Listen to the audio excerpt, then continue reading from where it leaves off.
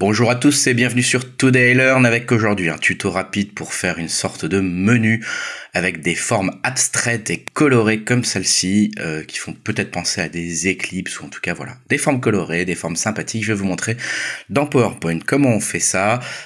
À noter que c'est un tuto qui est une traduction, une adaptation de PowerPoint University. Je vais vous mettre le lien dans la description. On se lance tout de suite. N'oubliez pas de liker la vidéo, de vous abonner à la chaîne et d'activer les alertes pour être prévenu des futurs tutos. Vous pouvez aussi soutenir la chaîne sur Patreon. Donc vous voyez, je suis dans PowerPoint, je vais tout de suite sur le bandeau mettre une nouvelle diapositive. Alors on peut en prendre une vide, on peut en prendre une comme vous voulez. Bref, de toute façon, vous avez une nouvelle diapositive dans laquelle vous enlevez tous les objets qu'il y a à l'intérieur. Vous les sélectionnez tous et vous faites supprimer sur votre clavier. À partir de ce moment-là, ça va être à nous de créer nos formes.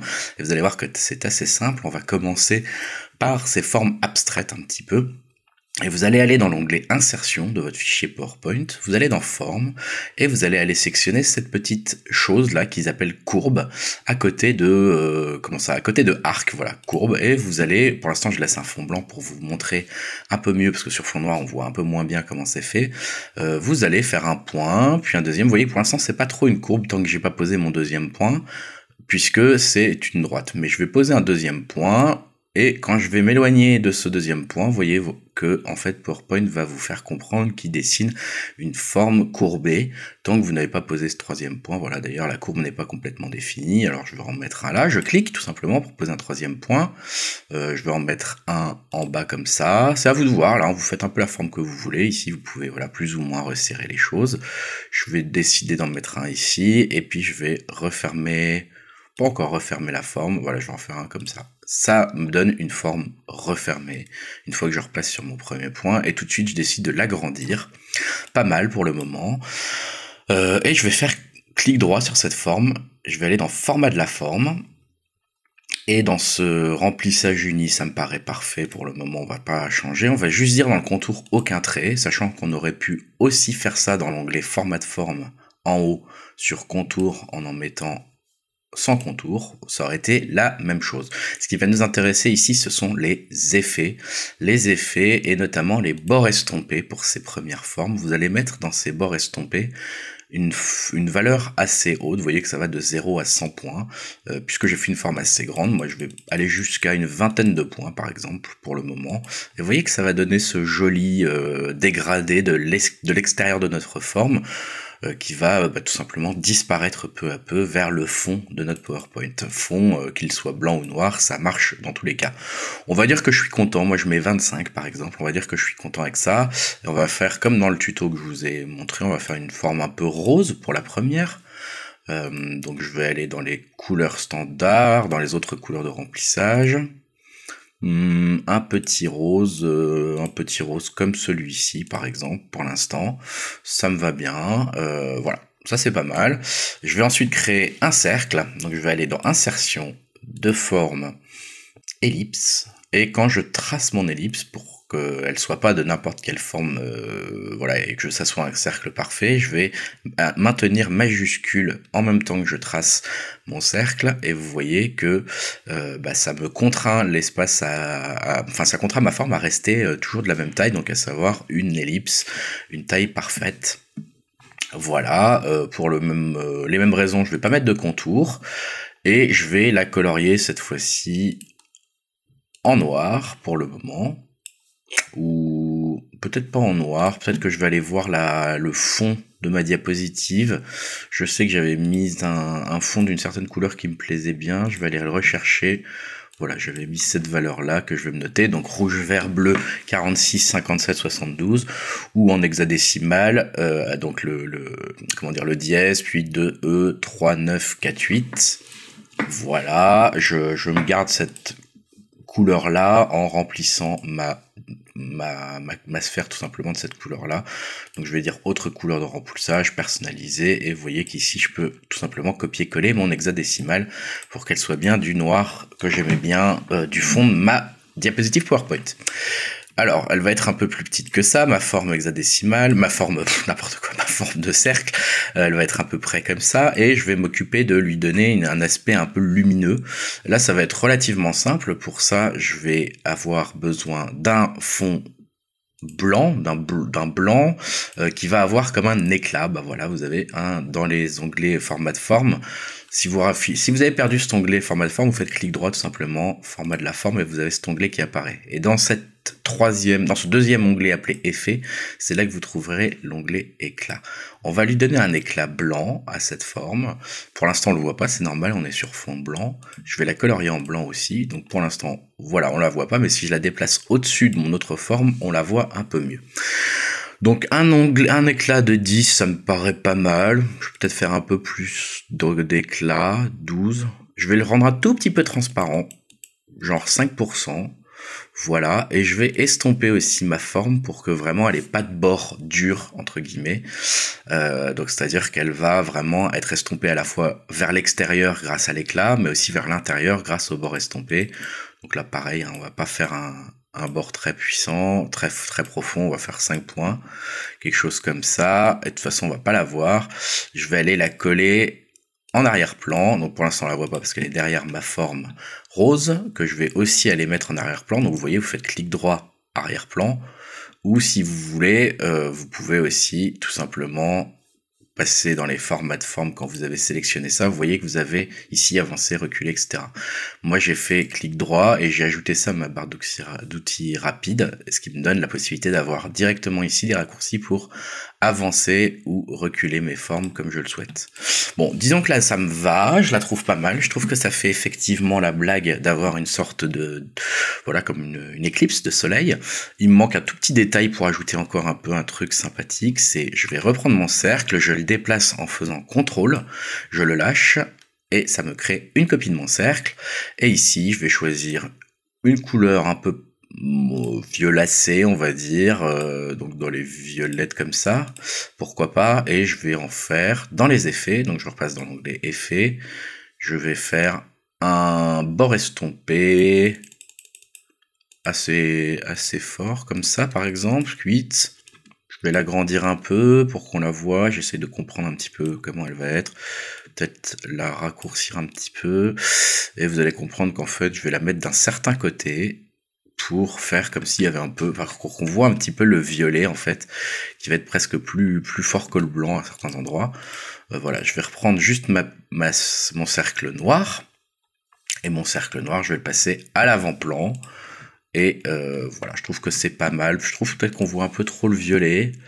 Je vais le déplacer, donc là je sélectionne le cercle violet, je vais le déplacer pour qu'il soit un peu plus en dessous de ma forme et que ça soit un petit peu plus discret au niveau de son influence dans dans la visibilité de ma forme. Voilà, on a quelque chose de pas trop mal. Je vais peut-être changer le rose. J'avais pris un rose un peu plus violet ici apparemment. Je vais regarder les couleurs que j'avais utilisées. C'est FC4AB8. Je vais la copier et je vais tout simplement remplir ça en faisant clic droit, format de la forme, c'est bon. Remplissage uni. Hop, je voudrais aller là, couleur, autre couleur, personnaliser, et je remets, voilà, la couleur qui me plaît bien. Je trouve que le violet là est pas trop mal, mais peut-être un peu trop fort.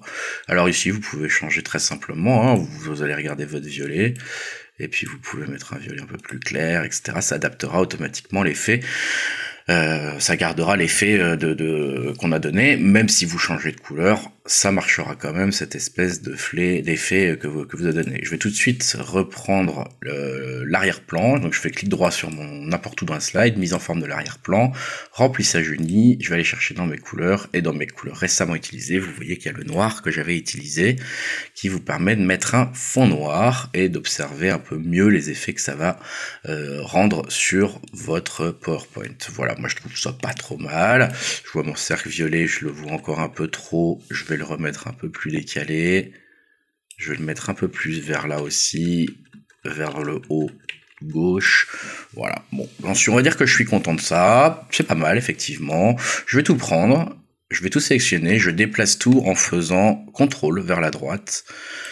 Ça me déplace tout et ça va me permettre de tout simplement faire une deuxième adaptation de cette forme avec d'autres couleurs. Alors je vais vous montrer comment. Là je sélectionne ma forme de fond, donc l'espèce de forme floue, lumineuse derrière. Je vais faire clic droit et vous voyez que dans les choix il y a modifier les points. Ça vous fait apparaître une ligne rouge avec quelques points noirs en gros, c'est ces points-là qui vous proposent de modifier. Vous voyez que si je passe sur un de ces points, ma souris devient une sorte de petit cadran de déplaçage de ces points, pour les déplacer, de déplacement de ces points, je sais pas comment on dit, pardon. Voilà, et je peux, vous voyez, les modifier maintenant, les déplacer à ma guise, pour les mettre comme je veux, où je veux, sur le graphique.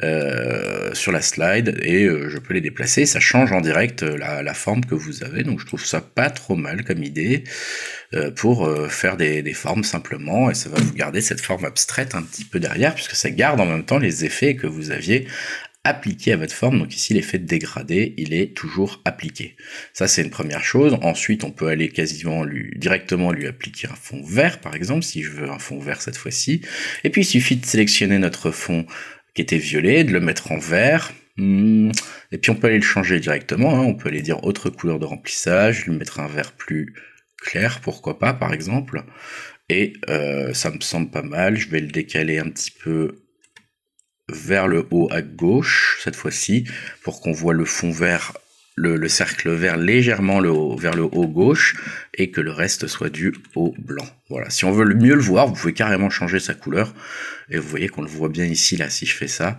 on le voit bien qu'il est en jaune, mais pour l'instant je vais le garder en vert, et on voit légèrement son influence, ce que j'aime plutôt bien, à vrai dire, comme effet.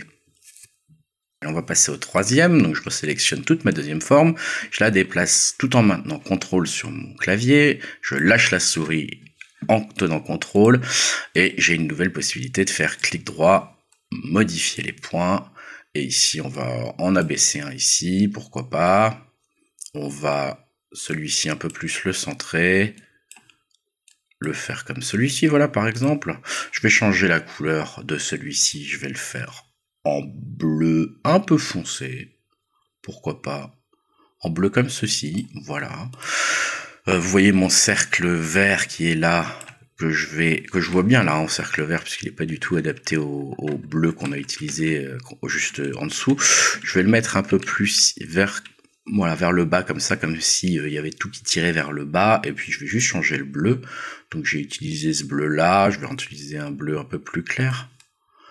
Par exemple celui-ci, je peux aussi le sélectionner, faire clic droit, format de la forme, et dans les autres couleurs, aller choisir un bleu encore plus clair si je le veux par exemple, ou aller choisir un bleu légèrement différent. Ça peut être sympa aussi d'utiliser un bleu vert, voilà, qui change un petit peu. Vous voyez, ça fait un effet un peu plus discret, un peu moins discret, un peu plus tonique sur notre sur notre influence du bleu par rapport à cette sphère lumineuse. Ça peut être une solution.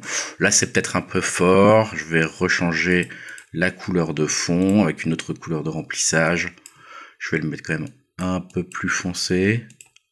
Voilà. Bon, c'est pas mal, j'aime assez en fait comme ça, moi. Après, vous déplacez votre forme de fond s'il y a besoin, vous ajustez un petit peu. Vous faites aussi selon vos goûts, bien sûr. Je vais pas tout le temps dire, vous n'êtes pas obligé juste de faire ces couleurs.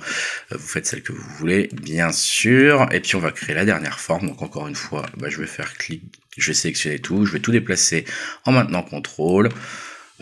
Voilà, j'ai tout simplement tout déplacé. J'aime bien cette forme là, je vais la garder, je vais la faire tourner en maintenant majuscule pour qu'elle fasse une rotation selon des angles quasiment parfaits.